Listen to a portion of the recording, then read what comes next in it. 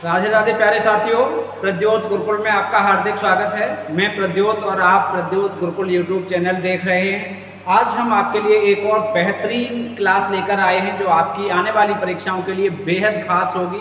तो हिंदी साहित्य के सभी विद्यार्थियों के लिए ये क्लास है। किसी भी स्तर की आपकी परीक्षा है, टीजीटी, पीजीटी, असिस्टेंट प्रोफेसर या अन्य कोई परीक्षा जिसमें हिंदी साहित्य पूछा जाएगा, ये क्लास उन सब के लिए बेहद इम्पोर्टेंट होने वाली है। तो आज हम चर्चा करने वाले हैं नीति काव्य पर। नीति काव्य स्पेशल ये क्लास है। इस नीति काव्य स्पेशल क्लास में हमने रीतकालीन काव्य लिया है। रीतकाल में नीति काव्य जो लिखा गया वो एकदम अच्छा नीति काव्य लिखा गया है और इस नीति काव्य पर आधारित आज की क्लास है। तो इस क्लास में बहुत अच्छे प्रश्नों का संकलन है और कुछ चीज़ों को छोड़ दिया जाए तो लगभग ये नीति काव्य पूरा हो जाएगा इस क्लास में। तो आज हम एक बहुत अच्छी क्लास आपके लिए ये लेकर आए हैं। चलिए देखते हैं, शुरुआत करते हैं। आपको सही दिख रहा होगा।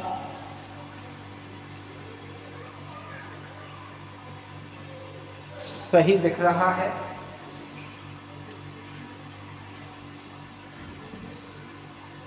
चलिए शुरुआत करते हैं। सभी को राधे राधे। नीति काव्य, ये रीतकाल में जो रीतकाल है उसमें नीति काव्य है, उस पर चर्चा करेंगे आज हम। सबसे पहला प्रश्न आपको दिखाई दे रहा है स्क्रीन पर। नीति काव्य की रचना करने वाले प्रमुख कवि हैं। तो भक्तकाल के बाद जब रीतिकाल आया, भक्तकाल में भी कवियों ने नीतिपरक काव्य लिखा। जैसे कबीर ने, रहीम ने, तुलसी ने नीतिपरक दोहे लिखे, लेकिन बच्चन सिंह कहते हैं कि उनका नीति काव्य शुद्ध नहीं था। शुद्ध नीति काव्य रीतिकाल के वृंद कवि ने लिखा। तो वृंद ने शुद्ध नीति काव्य लिखा है। अब नीति काव्य की रचना करने वाले जो रीतकाल के प्रमुख कवि हैं उन पर चर्चा करेंगे। तो सबसे पहला नाम इसमें आएगा, जो पहला नाम होगा वो वृंद का होगा। किसका होगा? वृंद का। नीति काव्य लिखने वाले पहले प्रसिद्ध कवि कौन है? वृंद। ठीक है। इसके बाद दूसरा जो नाम होगा वो होगा गिरधर कविराय। क्या नाम होगा? गिरधर कविराय। गिरधर कविराय ने भी नीति काव्य लिखा है। गिरधर कविराय बहुत प्रसिद्ध नीतिकार हैं। ठीक। तीसरा बहुत महत्वपूर्ण नाम होगा, वो होगा दीनदयाल गिरि का। किसका होगा? दीनदयाल गिरि। दीन दयाल गिरि। ठीक है। ये तीन प्रमुख नाम हो गए। रीति काव्य की इन्होंने रचना की है। इसके बाद एक नाम और आएगा, वो आएगा वैताल का। यहां लिखे दे रहे हैं वैताल। ठीक है। अब रीतकालीन नीति काव्य में ये चार कवि आप सबसे प्रमुख मान लीजिए। ये चार कवि प्रमुख हैं। बच्चन सिंह ने विशेष रूप से इन चारों पर ही चर्चा की है। इसके अलावा किसी अन्य कवि पर चर्चा नहीं की है। वृंद, वैताल, ठीक है, वस्य वृंद, वस्य वैताल, गिरधर कविराय और दीनदयाल, ये चार कवि नीति काव्य की रचना करने वाले प्रमुख कवि हैं डॉक्टर बच्चन सिंह के अनुसार। ठीक है। अब अगला प्रश्न है, नीति काव्य है तो छप्पे छंद का प्रयोग किसने किया? बहुत अच्छा प्रश्न है। नीति काव्य लिखने हैं तो छप्पे का प्रयोग किसने किया है?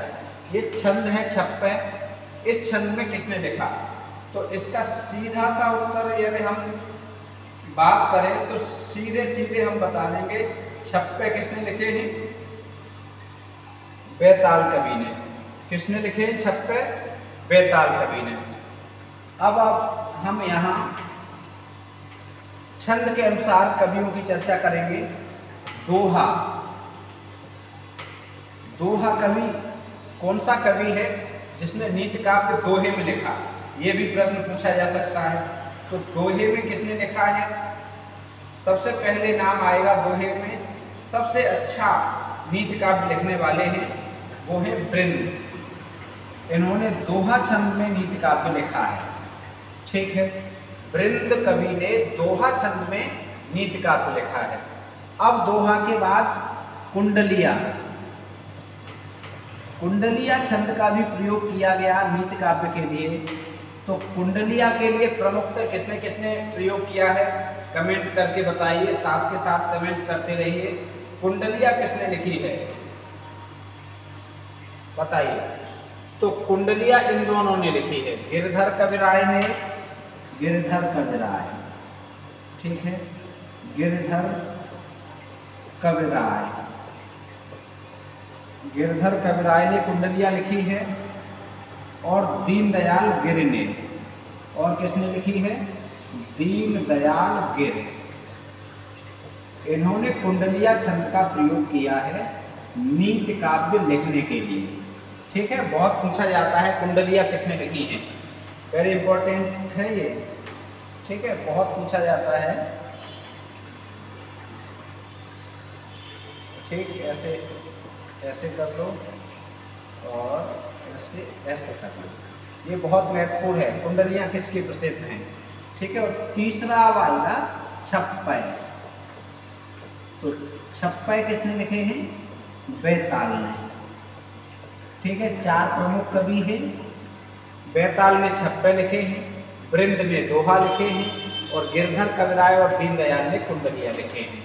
ठीक है, बहुत महत्वपूर्ण है, ये आप नोट रखेंगे। ठीक है, इन चारों के छंद नोट रखेंगे, कौन से छंद में नीति काव्य इन्होंने लिखा है। अब है वृंद का जीवन काल बताइए। तो वृंद का जीवन काल क्या है, जन्म कब हुआ इनका और निधन कब हुआ? तो वृंद सबसे प्रसिद्ध पहले कवि हैं नीति काव्य के। 1643 में इनका जन्म हुआ है और 1723 ईस्वी में इनका निधन हुआ है। वृंद का जीवन काल है ये। ठीक है, वे मटौली गांव के मठ में रहा करते थे। किसके संबंध में बच्चन सिंह ने ये बात कही है? मटौली गांव के मठ में कौन रहते थे बताइए, कमेंट करिए, बताइए, उत्तर दीजिए। थोड़ा सा समय आपके लिए भी है। मटौली गांव के मठ में कौन रहते थे? मटौली गांव के मठ में कौन रहा करते थे इन चार कवियों में से? तो मटौली गांव के मठ में रहने वाले कवि हैं दीनदयाल गिर। कौन है? दीनदयाल गिर। ठीक है, ये मटौली गांव के मठ में रहते थे। ठीक, मटौली गांव के मठ में रहते थे। ठीक है, देहली विनायक के पास था ये। कहाँ था? देहली विनायक, ये भी लिख लो, देहली विनायक के पास, देहली विनायक के पास। ठीक है, अगला प्रश्न, अन्योक्ति कल्पद्रुम के रचनाकार हैं। अन्योक्ति कल्पद्रुम के रचनाकार कौन हैं? तो अन्योक्ति कल्पद्रुम बहुत चर्चित नीति ग्रंथ है, बहुत चर्चित ग्रंथ है। तो ये किनका है? ये ग्रंथ है दीनदयाल गिरि का। किनका है? दीनदयाल गिरि का। ठीक है, दीनदयाल गिरि ने अन्योक्ति कल्पद्रुम लिखा है। किसने लिखा है? दीनदयाल गिरि ने। ठीक है, अब इनके अन्य ग्रंथ कौन कौन से हैं? तो अन्य ग्रंथ हैं, अन्य ग्रंथ दीनदयाल गिरि के। ठीक है, अन्य ग्रंथ में सबसे पहले महत्वपूर्ण ग्रंथ है अनुराग बाग। कौन सा है? अनुराग बाग। ठीक, अनुराग बाग। ये पूछा जाए अनुराग बाग किनका ग्रंथ है? तो दीनदयाल गिरि का। ठीक है, इसके बाद दूसरा महत्वपूर्ण है दृष्टांत तरंगिणी। कौन सा? दृष्टांत तरंगिणी, इनका दूसरा महत्वपूर्ण ग्रंथ है। ठीक, दृष्टांत तरंगिणी के रचनाकार पूछे जाएंगे तो दीनदयाल गिरी बताएं। ठीक, वैराग्य दिनेश। तीसरा, यदि आपसे पूछ लिया जाए वैराग्य दिनेश के रचनाकार कौन है तो दीनदयाल गिरी। ठीक, वैराग्य दिनेश। 3 ग्रंथ हो गए। चौथा देख लीजिए, बाग बहार। बाग बहार। ठीक, ये 4 महत्वपूर्ण ग्रंथ हो गए और सबसे ज्यादा महत्वपूर्ण है ये अन्योक कल्पद्रुम। ठीक, चलो अगला है गिरि जी मालवा निवासी के शिष्य थे। मतलब यहाँ गुरु का नाम आना है। किन के शिष्य थे? गिरि जी मालवा निवासी किसके शिष्य थे? तो ये शिष्य थे कुशागिरि। कुशागिरि। ठीक है, उत्तर इसका क्या होगा? कुशागिरि। अब पूछा जाए कि गिरि, दीनदयाल गिरी के गुरु का नाम क्या था? कुशागिरि। ठीक है, किनके शिष्य थे? कुशागिरि के। कुशागिरि कहाँ के रहने वाले थे? मालवा के। अगला है शिव सिंह सेंगर के अनुसार ये विक्रम शाह के यहाँ रहते थे। अब विक्रम शाह के यहाँ रहने वाले कौन थे? तो विक्रम शाह के यहाँ रहते थे वैताल कवि। कौन रहते थे? वैताल कवि। ये विक्रम शाह के यहाँ रहते थे। ठीक है, और इन्होंने विक्रम शब्द को संबोधित करते हुए कुंडलियाँ लिखी हैं, छंद लिखे हैं। विक्रम को संबोधित किया है। ठीक है, विक्रम को संबोधित किया है। अपने छंदों में विक्रम को संबोधित करके इन्होंने रचनाएं लिखी हैं, छंद लिखे हैं। ठीक है, और शुक्ल जी ने माना है कि ये विक्रम शाह चरखारी के रहने वाले थे। ये जो विक्रम थे ये कहाँ के थे? चरखारी वाले थे। ये शुक्ल जी के अनुसार। ठीक है, शुक्ल जी के अनुसार। लेकिन बच्चन से मानते हैं कि ये विक्रम और वैताल की जो कहानियाँ प्रसिद्ध हैं, ये विक्रम कोई और थे, ये कोई राजा नहीं थे। संभवतः वे उदासीन साधु थे, निजानंद में मस्त। निज धन आनंद, अपने आनंद। निजानंद का मतलब अपने आनंद में मस्त रहते थे, उदासीन साधु थे। कौन? तो ये किसके बारे में कहा है? बच्चन सिंह ने ये कथन कहा है। किसके बारे में? बहुत अच्छा कथन है, बहुत महत्वपूर्ण कथन है। वे उदासीन साधु थे, निजानंद में मस्त रहते थे। ठीक है, तो कौन थे? गिरिधर कविराय। इसका सही उत्तर क्या होगा? गिरिधर कविराय। गिरिधर कविराय। ठीक है, अपने आनंद में मस्त रहते थे, उदासीन कवि थे। ठीक है, और अगला प्रश्न, वे बार बार अपने को बेकैद कहते थे। अपने आप को बेकैद कौन कहते थे? बार बार बेकैद। तो अपने आप को बेकैद कहते थे बार बार गिरिधर कविराय। कौन कहते थे? गिरिधर कविराय। ये अपने आप को बेकैद कहते थे, बार बार कहते थे, अपने लिए संबोधित करते थे बेकैद। उनकी रचनाओं में साईं शब्द का प्रयोग हुआ है। किसकी रचनाओं में साईं शब्द का प्रयोग हुआ है? अब साईं शब्द का प्रयोग हुआ है इसलिए ये भी कहा जाता है कि ये उनकी पत्नी ने लिखी हैं ये रचनाएं, उन्होंने नहीं लिखी हैं। साईं, साईं का मतलब स्वामी। लेकिन बच्चन से मानते हैं कि ये पत्नी ने न लिख के साईं पत्नी को संबोधित नहीं है। कुछ लोग जो मानते हैं, ये बच्चन से ऐसा नहीं मानते हैं। तो ये किसने लिखी है साईं को संबोधित करके रचनाएं? गिरिधर कविराय जी ने ही लिखी हैं। गिरिधर कविराय ने जो छंद लिखे हैं, जो कुंडलियाँ लिखी हैं, ठीक है, वो साईं को संबोधित करते हुए लिखी हैं। और आचार्य रामचंद्र शुक्ल ने इन्हें गिरिधर कविराज कहा है, जो अशुद्ध माना है कि कविराज नहीं, ये गिरिधर कविराय थे। ठीक है, किसने कहा है कविराज? बच्चन वो शुक्ल जी ने। ठीक है, तो आप ध्यान रखेंगे ये गिरधर कविराज नहीं थे, ये गिरधर कविराय थे। गिरधर कविराय, ठीक है। वे मेड़ते के निवासी थे। मेड़ते के निवासी कौन थे? तो मेड़ते के निवासी थे बृंद। कौन थे मेड़ते के निवासी? बृंद कवि, ठीक है। और बृंद कवि की शिक्षा कहाँ हुई? काशी में शिक्षा हुई, काशी में शिक्षा हुई, ठीक है।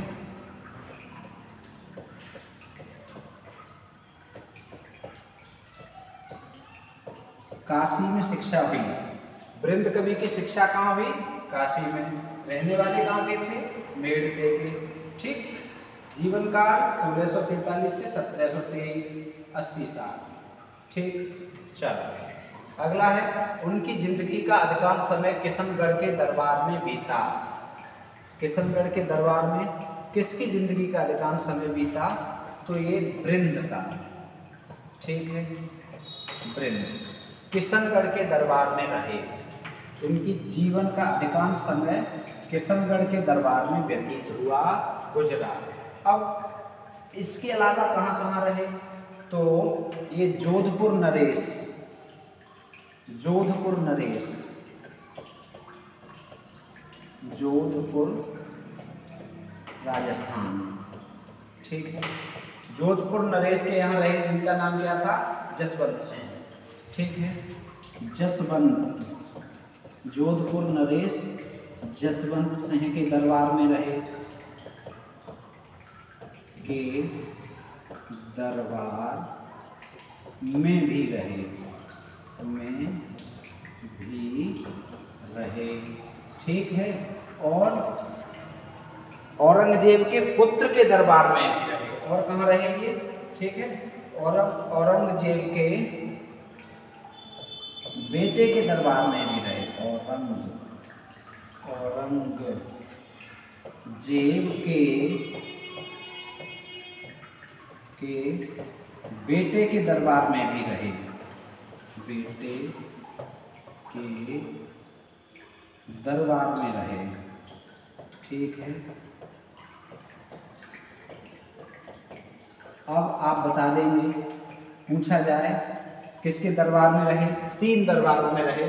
जोधपुर नरेश जसवंत सिंह के दरबार में, औरंगजेब के बेटे के दरबार में, लेकिन अधिकांश समय किशनगढ़ दरबार में रहे। कौन? बृंद कवि, ठीक। बृंद मूलतः थे, तो बृंद मूलतः कौन थे? सूक्तिकार थे, मूलतः सूक्तिकार थे, ठीक है।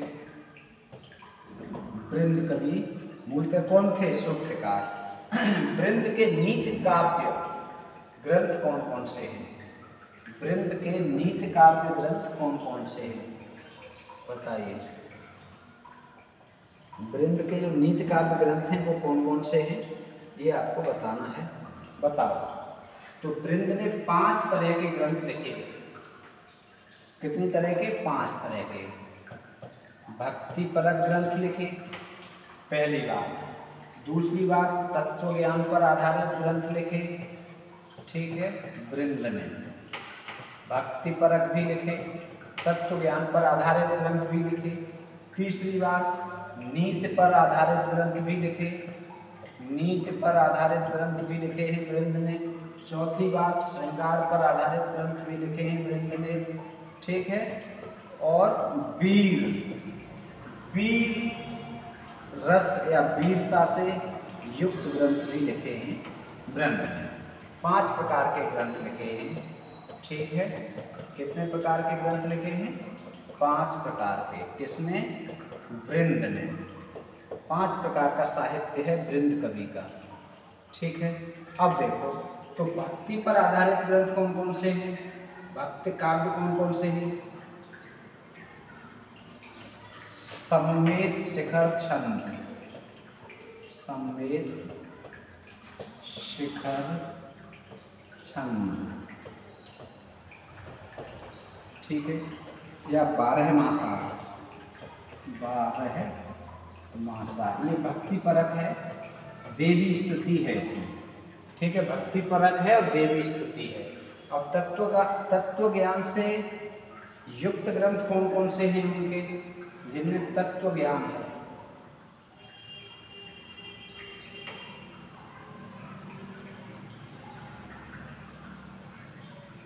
हितोपदेशाष्टक कौन सा है? हितोपदेशाष्टक।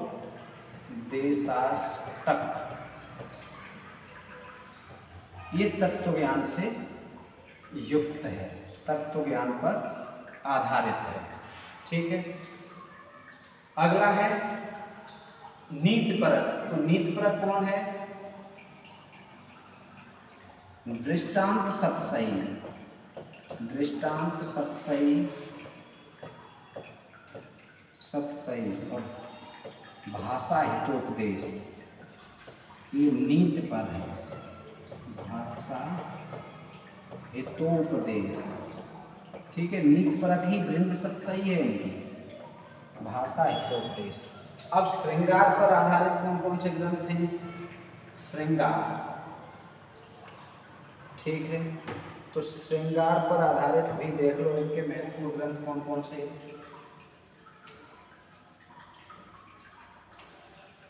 भाव पंचाशिका, भाव पंचाशिका श्रृंगार पर आधारित है।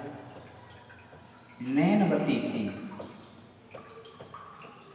नैनवतीसी, ठीक है।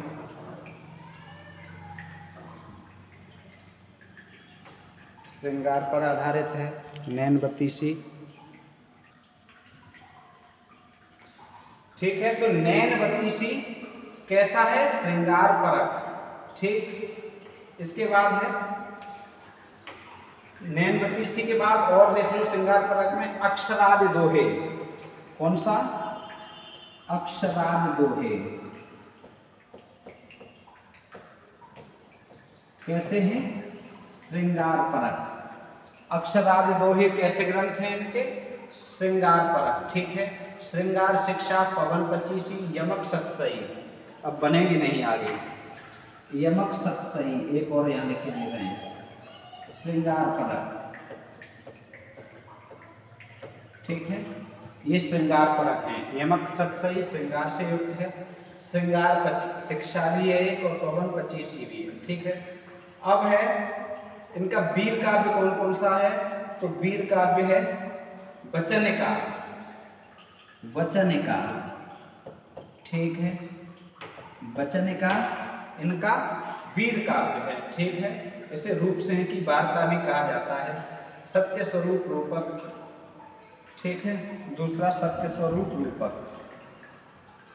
ये प्रमुख तरह से इनके ग्रंथ हो गए। 15वां प्रश्न देख लो अब। गिरधर कविराय को किस ग्रंथ में पंजाब निवासी बताया गया है? तो गिरधर कविराय को कौन से ग्रंथ में कहा गया है कि ये पंजाब निवासी थे? बहुत अच्छा प्रश्न है, बताओ।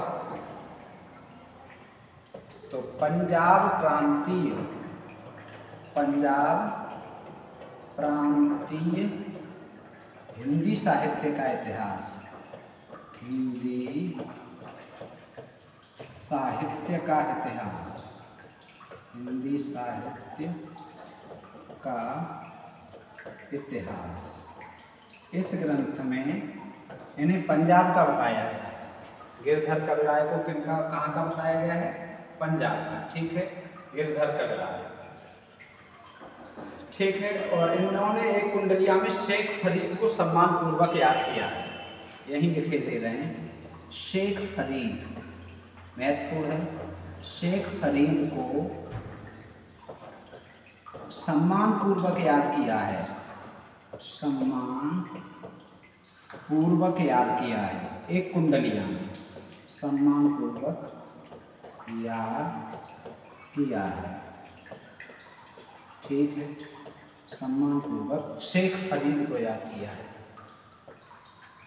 चलो अब अगला प्रश्न देखो। निम्नलिखित पंक्तियों के रचनाकार हैं। अब ये पंक्तियां हैं, इनके रचनाकार आपको बताने हैं। कमेंट करते चलो, हम भी बताते चलेंगे और आप भी बताते चलो, ठीक है। निम्नलिखित पंक्तियों के रचनाकार सही दिख रहा है। बहुत बढ़िया दिख रहा है। मरे बैल गरयार मरे वह अड़ियल टट्टू। बताओ ये पंक्ति किसकी है? मरे बैल गरयार मरे वह अड़ियल टट्टू, ये पंक्ति किसकी है? बताओ। मरे बैल गरयार मरे वह अड़ियल टट्टू और मरे कर कसा नार मरे वह खसम निखट्टू। ठीक है, ये पूरा छंद है। और कौन सा छंद है? छप्पै। ठीक है, क्या है? छप्पै। और ये पंक्ति किसने छप्पै ये लिखा है? ये इसके रचनाकार हैं बैताल। कौन है? बैताल। ठीक है, कहीं बैताल विक्रम सुनो। कौन है इसके रचनाकार? बैताल। ठीक, अगला। लाठी में गुड़ बहुत है सदा राखी संग और गहरा नद नारा जहाँ कहाँ बचा है अंग। इस पंक्ति के रचनाकार कौन है? तो इस पंक्ति के रचनाकार हैं, बताओ कौन है? बहुत बढ़िया पंक्ति, छंद है कुंडलिया। गिरधर कविराय। कौन है? गिरधर कविराय। गिरधर कविराय की कुंडलिया है, बहुत चर्चित है। ठीक है, अगला है। गाम गाम धाम धाम जजिया की धूम धाम। गाम गाम धाम धाम जजिया की धूम धाम, ये किनका है? बताओ, बहुत बढ़िया। गाम गाम धाम धाम और जजिया की धूम धाम, ये पंक्ति किसकी है? ये है वृंद कवि की। किसकी है? वृंद कवि की। अगला है। कमरी थोड़े दाम की। कमरी थोड़े दाम की, बताओ ये पंक्ति किसकी है? कमरी थोड़े दाम की। बोलो बोलो बोलो बोलो बोलो बोलो बोलो। गिरधर कविराय की है ये। किसकी है? गिरधर कविराय। गिरधर कविराय। ठीक, कमरी थोड़े दाम की। अगला है। बिना विचारे जो करे सो पाछे पछताए और काम बिगाड़े आपनो जग में हो हंसाए, ये भी गिरधर कविराय की है। जाकी धन धरती हरी। जाकी धन धरती हरी, ये पंक्ति किसकी है? तो ये इस पंक्ति के रचनाकार भी गिरधर कविराय है। साईं अपने चित्त की। साईं अपने चित्त की, इस पंक्ति के रचनाकार कौन है? तो इस पंक्ति के रचनाकार भी गिरधर कविराय है। दौलत पाए न कीजिए कब घमंड मत करो भाई दौलत पाकर, गिरधर कविराय की नीति कुंडलिया। साईं बेटा बाप के, इसके भी रचनाकार कौन है? गिरधर कविराय हैं। अगला है। आटा में आटा घटे और घटे दार में दार। आटा में आटा घटे और घटे दार में दार, इसके रचनाकार कौन है? तो इसके रचनाकार भी गिरधर कविराय ही हैं। इसके रचनाकार भी कौन है? गिरधर कविराय हैं। ठीक है, आटा में आटा घटे घटे दार में दार, ये लोग सही दिख रहा है। इसके भी रचनाकार कौन है? तो गिरधर कविराय। अब ये देखो, गिरधर कविराय की प्रमुख पंक्तियाँ हो गई, इनकी प्रमुख पंक्तियाँ हो गई। कुछ चीज़ें थोड़ी बहुत छोटी हैं। नीति काव्य, रीतकालीन नीति काव्य की महत्वपूर्ण चीज़ें सारी आ गई। सारी अति महत्वपूर्ण चीज़ें हैं, वो इस क्लास में आ गई। पंक्तियाँ भी आ गई, प्रमुख रचनाएं भी आ गई। ठीक है, रचनाकार भी आ गए और रचनाकारों के जीवन काल से संबंधित तथ्य भी आ गए। तो ये क्लास, यदि आप इस क्लास को नोट कर लेंगे और इस क्लास को तैयार कर लेंगे तो आशा और विश्वास है कि भविष्य में आने वाली परीक्षाओं में आपको इस क्लास से अवश्य ही लाभ मिलेगा। ऐसा मुझे विश्वास है कि आपकी परीक्षा में ये क्लास अवश्य ही लाभकारी होगी। ठीक है, तो ये बहुत महत्वपूर्ण तथ्य हैं। एकदम मेहनत करके आपके लिए ये सारा कंटेंट इकट्ठा किया है जो आपकी परीक्षा के लिए बेहद इम्पोर्टेंट साबित होने वाला है। तो इस क्लास को यदि आप को ये क्लास अच्छी लगती है, यदि ये क्लास आपको उपयोगी लगती है तो लाइक कीजिए और अपने दोस्तों को शेयर भी कीजिए। आपकी परीक्षा की तिथि जल्द ही आ जाएगी, शीघ्र ही आपकी परीक्षा की तिथि आपको मिल सकती है। और यदि परीक्षा की तिथि आ गई तो फिर आप जानते ही हैं क्या होगा, समय कम होगा, धड़कनें बढ़ेंगी, परीक्षा में पता नहीं कर पाएंगे कि नहीं कर पाएंगे, परिणाम अच्छा आएगा या नहीं आएगा। इस तरह के प्रश्नों पर यदि आपको समस्या हो रही है तो आप हमें बताएं, फिर हम आपको थोड़ा सा कुछ बताएंगे आपको तैयारी कैसे करनी है, कैसे आत्मविश्वास बना के रखना है और कैसे अपने आप को विजय तक पहुंचाना है। तो बस आज की क्लास हम यहीं तक मिलेंगे फिर और एक अच्छी क्लास के साथ। तब तक के लिए राधे राधे, जय हिंदी, जय भारत।